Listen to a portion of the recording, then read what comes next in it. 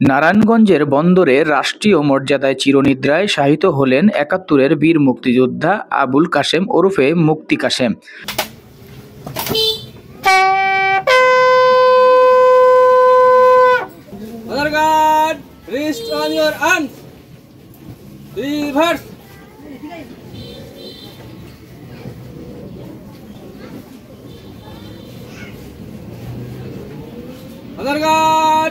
Left up,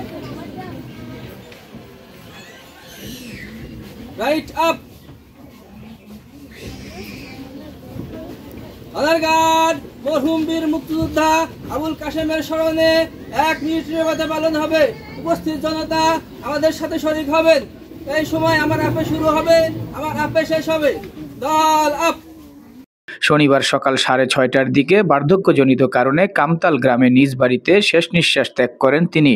মৃত্যুকালে তার বয়স হয়েছিল ৯৭ বছর। দুপুরে উপজেলা নির্বাহী কর্মকর্তা মোস্তাফিজুর রহমানের নেতৃত্বে বন্দর উপজেলা প্রশাসনের পক্ষ থেকে শ্রদ্ধা জানানো হয় এই বীর মুক্তিযোদ্ধাকে। এ সময় উপস্থিত ছিলেন উপজেলা মুক্তিযোদ্ধা সংসদের কমান্ডার আব্দুল লতিফ, মুক্তিযোদ্ধার পরিবার ও এলাকার গণ্যমান্য ব্যক্তিরা। পরে মরহুমকে রাষ্ট্রীয়ভাবে গার্ড অফ অনার প্রদান করা হয়।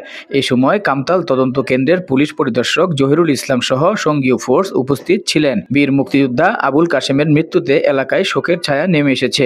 পরিবার, পরিজন ও স্থানীয়রা তাকে শেষ বিদায় জানান অশ্রুভেজা চোখে।